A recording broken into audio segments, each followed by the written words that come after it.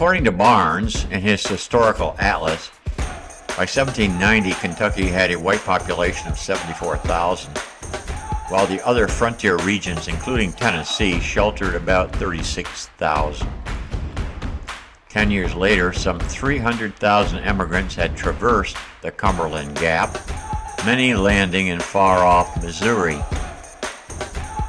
Both Daniel Boone, the father of Kentucky, and Davy Crockett rose to prominence as gatekeepers of war and peace between the shrinking Indian villages and bloated settler compounds. Natives and fellows had fallen dead under their blows in life. Boone's and Crockett's efforts to settle the frontier had roused some ill feelings and triggered unpaid debts. In history's mirror, admirers of these two legendary pioneers are contrite, but appreciative of the enviable qualities they shared with fellow countrymen who had persevered and built alongside the paths they had blazed. Quote, Wild Boy and later Congressman Davy Crockett had Irish blood in him. He was born in 1786 on the banks of the Nolichucky River in now Tennessee.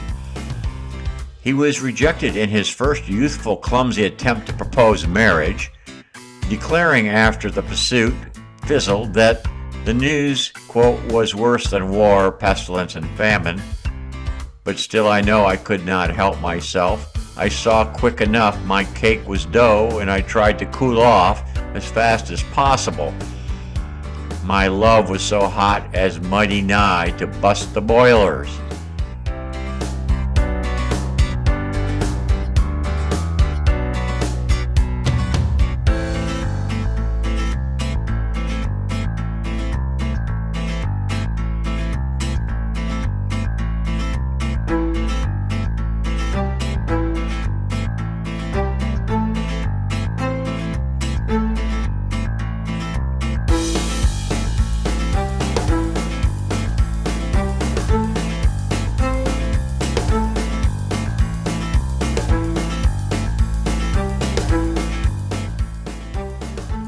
Davy was not educated, more than probably 6 months in school, but the backwoods made him the statesman.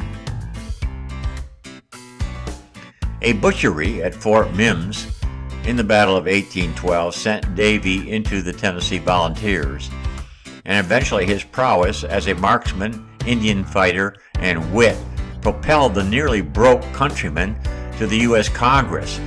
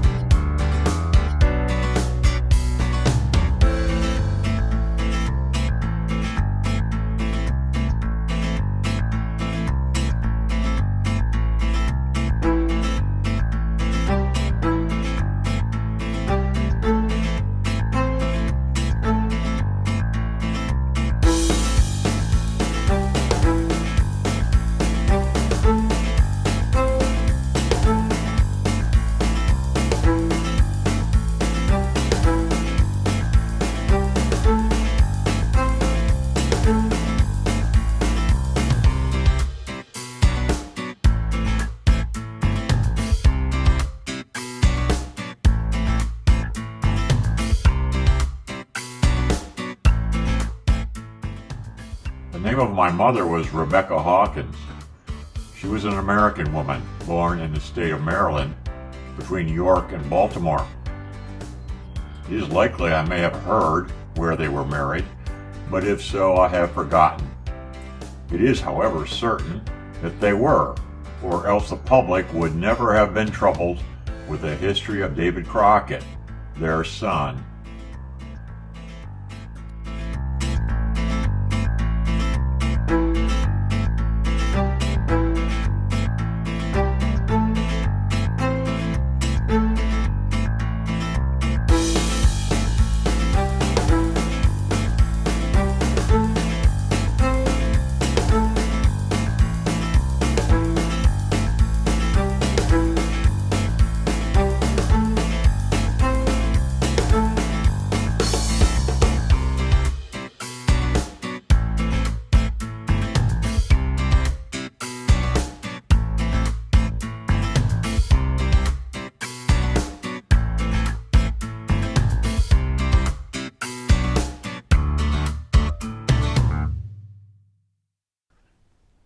He also found time to kill bears.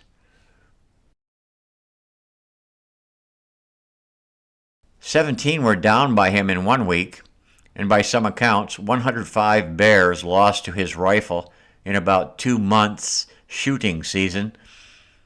Like his predecessor, Boone, Davy labored under heavy debt and was essentially bankrupt during most of his later life. In the House of Representatives, Colonel Crockett was often a thorn in the boot of President Andrew Jackson. He opposed the president's Indian removal policy, made law in 1830, stirring Jackson's wrath and contributing to his defeat in the 1831 elections. He was the only member of the Tennessee delegation to oppose Jackson's Indian Removal Act. "I believed it was a wicked, unjust measure. I voted against this Indian bill, and my conscience yet tells me that I gave a good, honest vote, and one that I believe will not make me ashamed in the day of judgment," Crockett stated in his narrative of the life of David Crockett. In brief, Jackson's policy, widely supported in the South and Northeast, authorized the president to negotiate with Southern Native American tribes for their removal to federal territory west of the Mississippi River. The act was signed by Jackson, and it was strongly enforced under his administration and that of Martin Van Buren, which extended until 1841. The act was opposed by Native tribes and the Whig Party. The Cherokee worked together to stop this relocation, but as already recounted, were eventually forcibly removed in a march to the west that later became known as the Trail of Tears.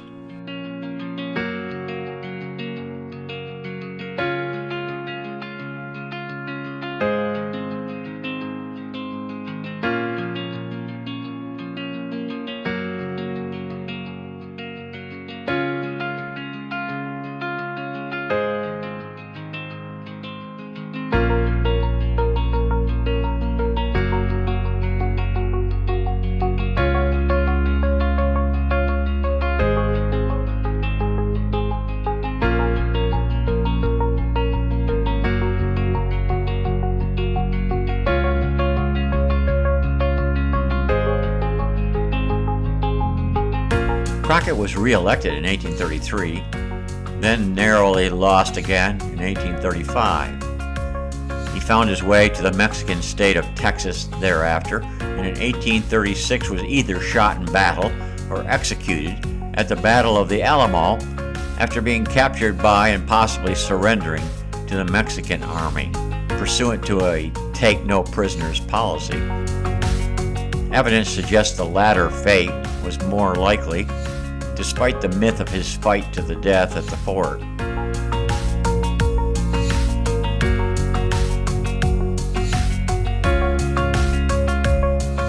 During his last term in Congress, he collaborated with Kentucky Congressman Thomas Chilton to write his autobiography, published by E.L. Carey and A. Hart in 1834.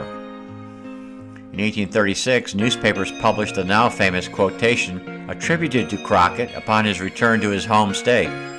Quote, "I told the people of my district that I would serve them as faithfully as I had done, but if not, they might go to hell, and I would go to Texas." Another of Crockett's supposed sayings, quote, "Always be sure you are right, then go ahead."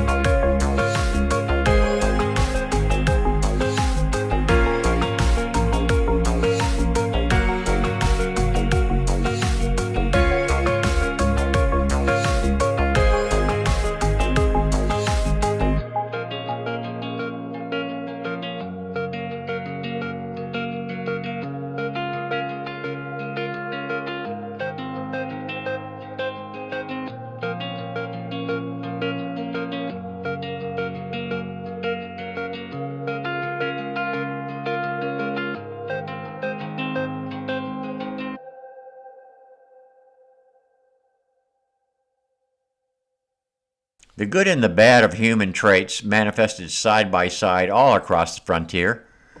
Many players in the brush and wood crossed paths of one another. Near Boonesboro, Kentucky, an African-American slave working in a field was murdered by natives, and his owner was wounded. On the same day, at Shawnee Springs near Harrodsburg, William and James Ray, mentioned before, recounting his first meeting with George R. Clark, Thomas Shores and William Coombs were clearing land and making maple sugar when they were attacked by Indians. The 14-year-old William Ray, a stepson of Hugh McGary, was killed. Hugh, known for a quick temper, joined a search party and witnessed the mutilated body of William, scalped by the Shawnee. Later, as Shawnee warriors were burning the cabins outside the Harrodsburg stockade, McGary rushed outside to drive them off. When McGary saw one of the natives was wearing the same hunting shirt his stepson owned, he killed that warrior, cut the body up, and fed the pieces to his dogs.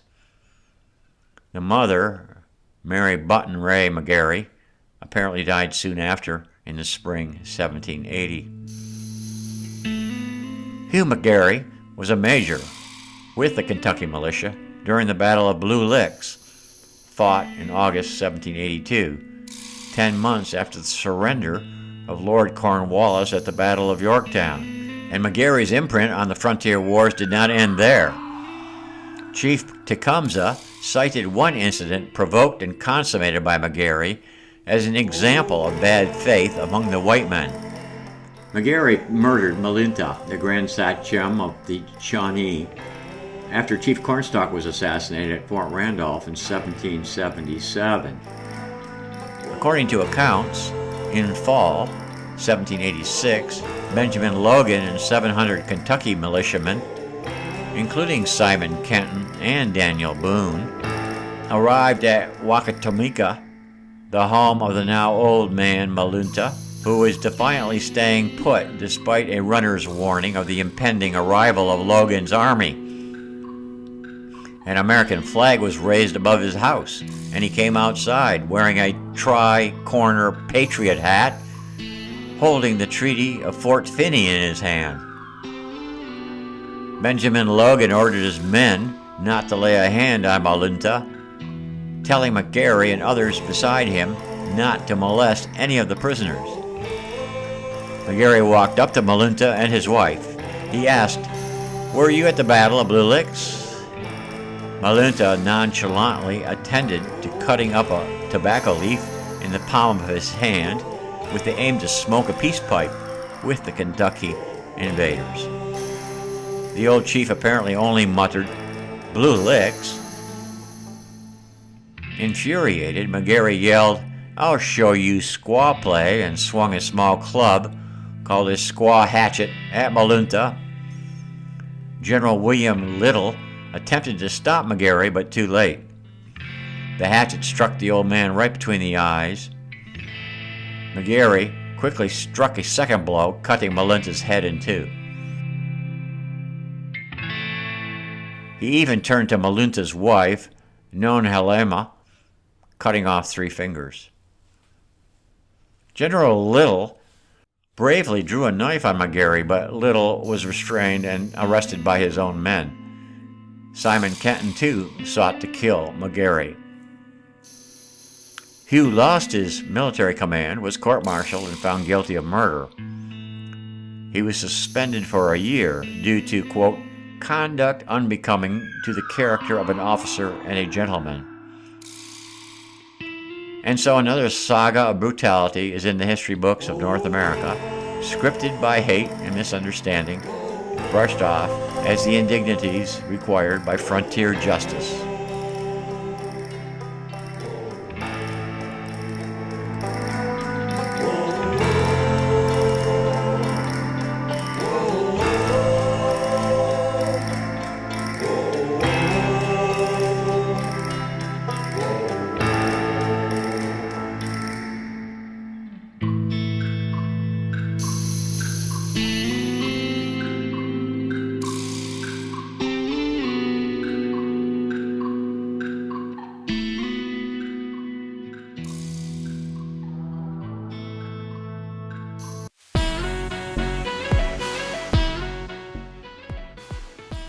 Native American settler traits. In 1906, Chito Hario, a Creek full-blood, interpreted Indian history this way. My ancestors and my people were the inhabitants of this great country from 1492. Way back at that time, there was a man by the name of Columbus come from across the great ocean, and he discovered this country for the white. What did he find when he first arrived here? I stood here first, and Columbus first discovered me. I wanted to know, what did he say to the red man at that time? He told him, "The land is all yours, the law is all yours."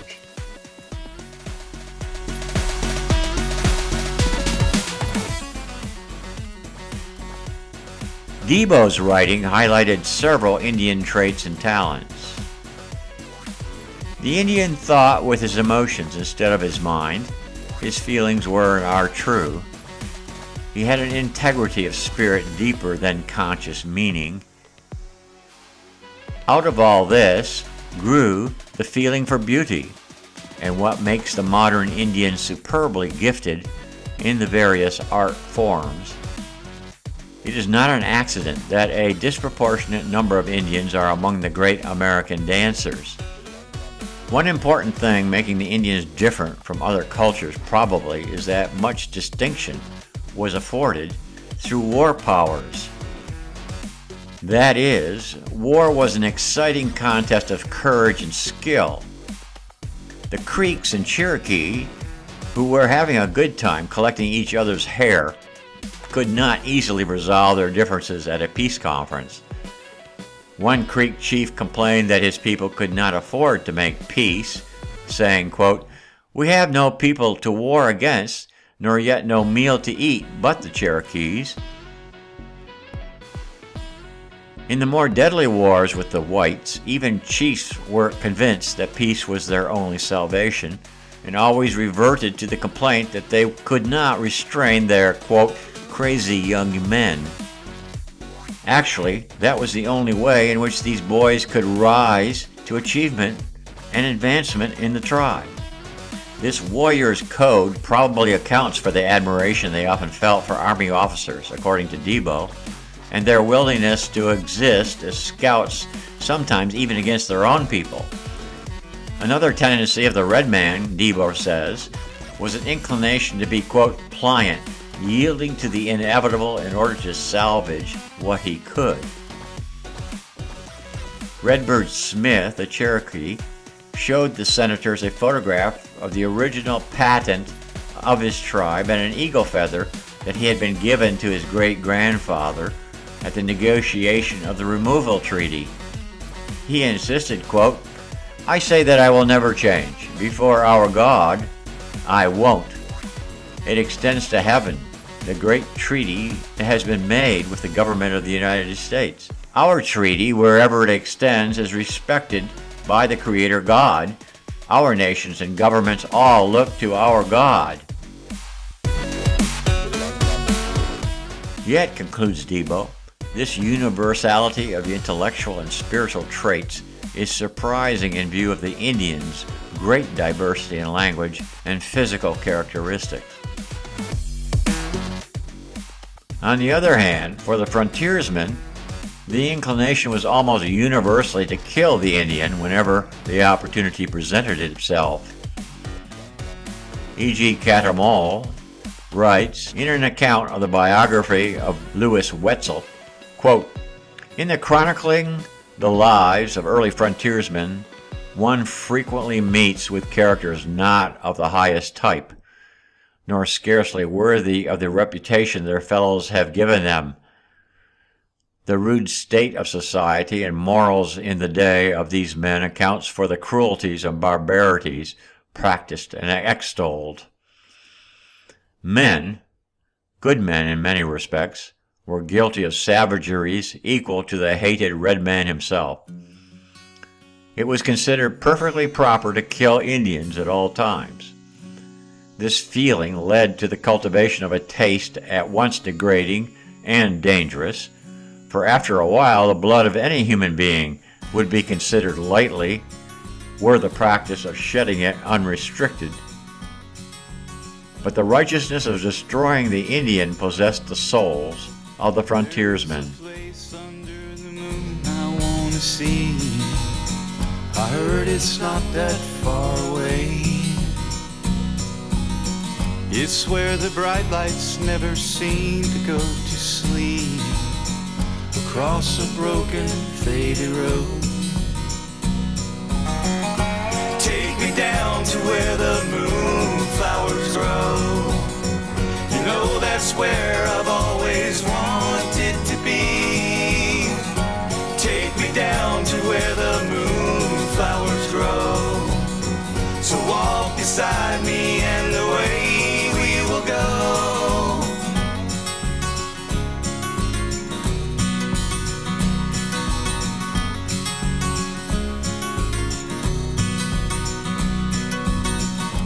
Grammy used to go there when she was a child. She tells me I can go there soon. And Daddy knows that when I get there I will find this sacred garden where they bloom. Take me down to where the moonflowers grow. You know that's where I've always wanted to be. Take me down to where the moonflowers grow. So walk beside me and away we will go.